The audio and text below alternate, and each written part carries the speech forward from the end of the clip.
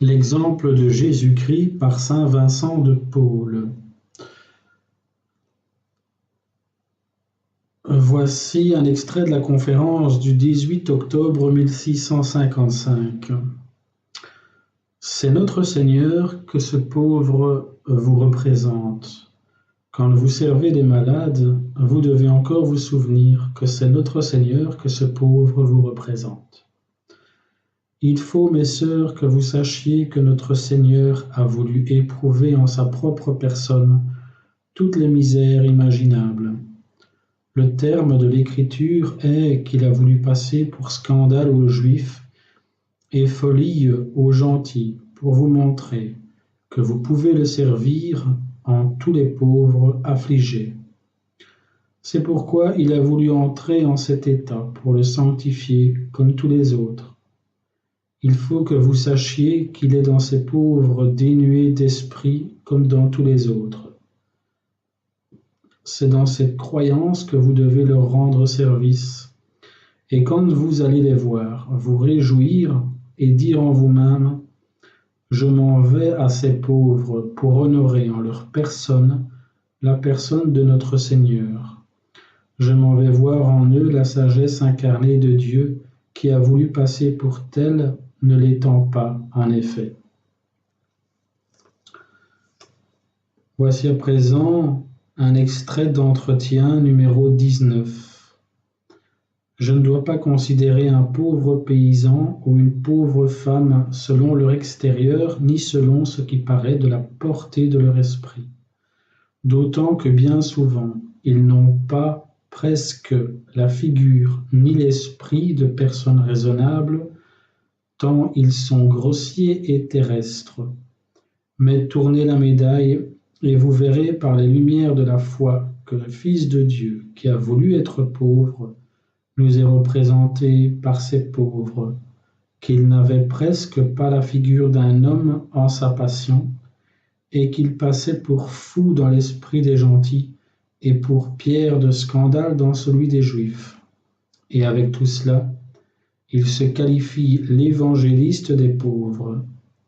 Ô Dieu, qu'il fait beau voir les pauvres si nous les considérons en Dieu et dans l'estime que Jésus-Christ en a faite. Mais si nous les regardons selon les sentiments de la chair et de l'esprit mondain, ils paraîtront méprisables. Voici à présent un entretien du 30 mai 1659. Regardons le Fils de Dieu. Oh, quel cœur de charité, quelle flamme d'amour! Mon Jésus, dites-nous, vous, un peu, s'il vous plaît, qui vous a tiré du ciel pour venir souffrir la malédiction de la terre, tant de persécutions et de tourments que vous y avez reçus. Ô Sauveur, ô source de l'amour humilié jusqu'à nous, et jusqu'à un supplice infâme, qui en cela a plus aimé le prochain que vous-même. Vous êtes venu vous exposer à toutes nos misères, prendre la forme du pécheur, mener une vie souffrante et souffrir une mort honteuse pour nous. Y a-t-il un amour pareil? Mais qui pourrait aimer d'une manière tant suréminente? Il n'y a que notre Seigneur qui soit si épris de l'amour des créatures que de quitter le trône de son Père pour venir prendre un corps sujet aux infirmités. Et pourquoi? Pour établir entre nous, par son exemple et sa parole, la charité du prochain. C'est cet amour qu'il a crucifié et qui a fait cette production admirable de notre rédemption. Ô messieurs, si nous avions un peu de cet amour, demeurions-nous les bras croisés? Ceux que nous pourrions assister, les laisserions-nous périr? Oh non, la charité ne peut demeurer oisive. Elle nous applique au salut et à la consolation des autres. Voici à présent un entretien du 30 mai 1659. Ah, que le Fils de Dieu était tendre, on l'appelle pour voir le Lazare, il y va. La Madeleine se lève et vient au-devant en pleurant. Les Juifs la suivent qui pleurent aussi. Chacun se met à pleurer. Que fait notre Seigneur? Il pleure avec eux, tant il est tendre et compatissant. C'est cette tendresse qui l'a fait venir du ciel. Il voyait les hommes privés de sa gloire. Il fut touché de leur malheur. Nous devons de même nous attendrir sur notre prochain, affliger et prendre part à sa peine. Ô Saint Paul, combien étiez-vous sensible en ce point?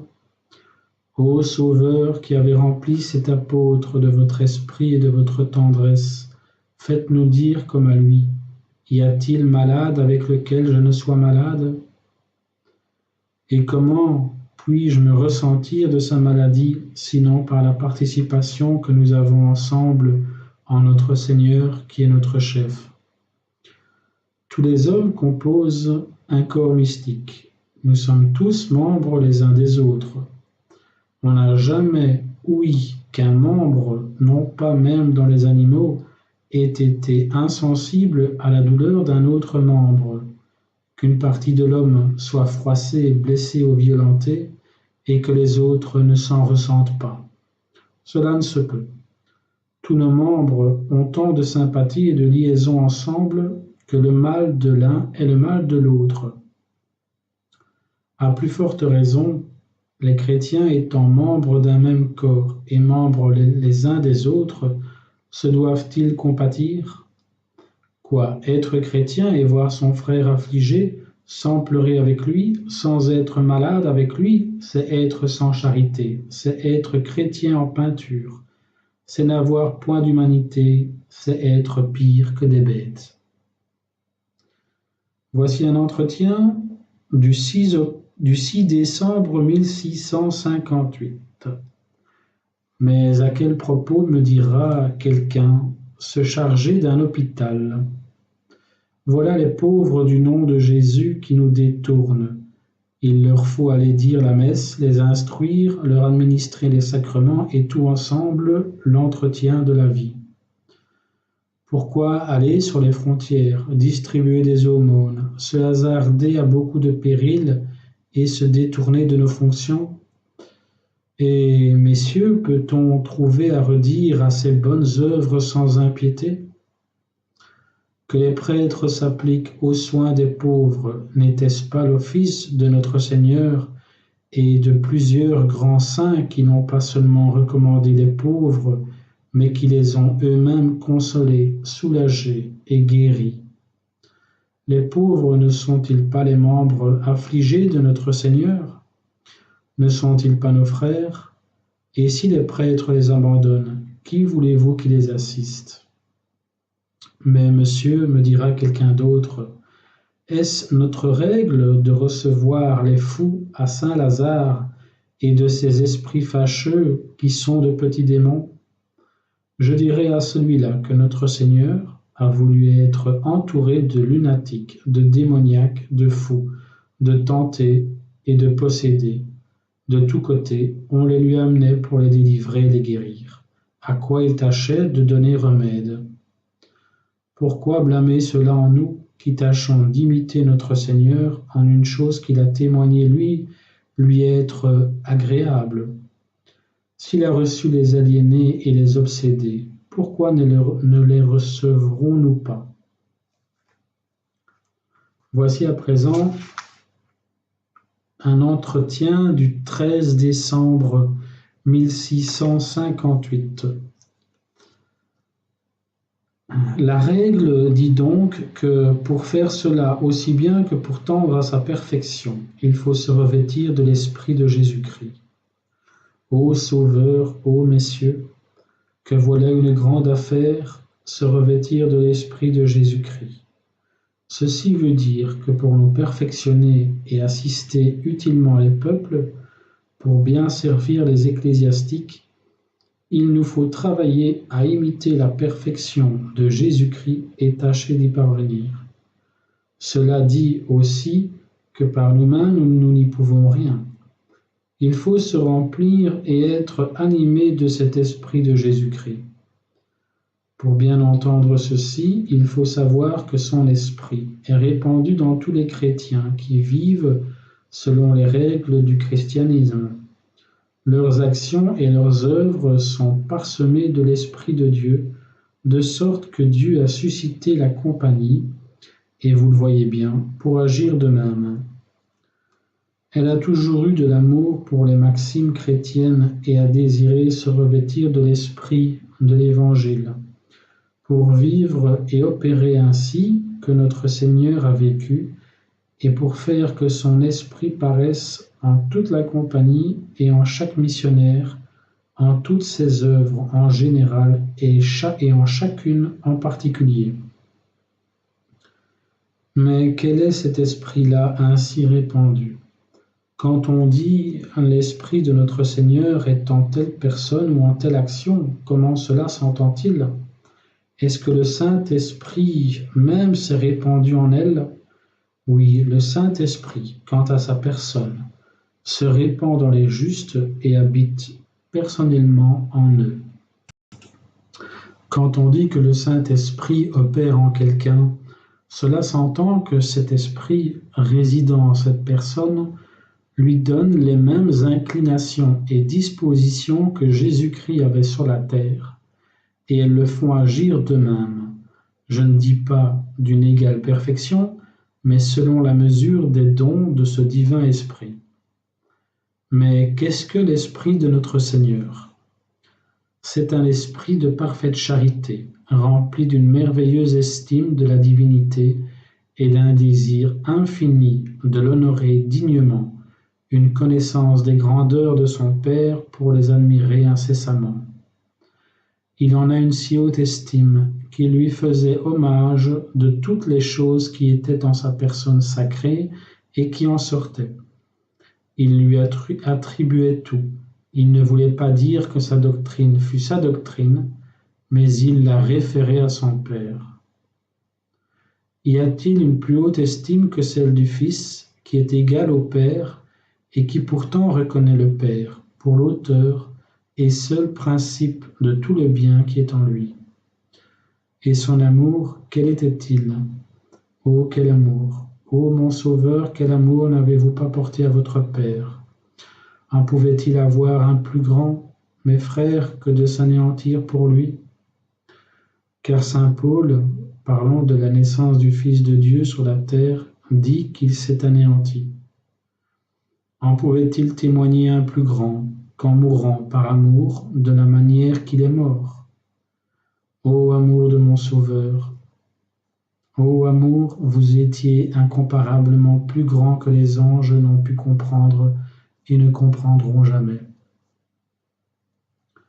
Ses humiliations n'étaient qu'amour, son travail qu'amour, ses souffrances qu'amour, ses oraisons qu'amour, et toutes ses opérations intérieures et extérieures n'étaient que des actes réitérés de son amour. Son amour lui a donné un grand mépris du monde, mépris de l'esprit du monde, mépris des biens, mépris des plaisirs et mépris des honneurs. Voilà une description de l'esprit de notre Seigneur, duquel nous devons être revêtus, qui est, en un mot, d'avoir toujours une grande estime et un grand amour pour Dieu. Il en était si plein qu'il ne faisait rien de par lui-même, ni pour se satisfaire.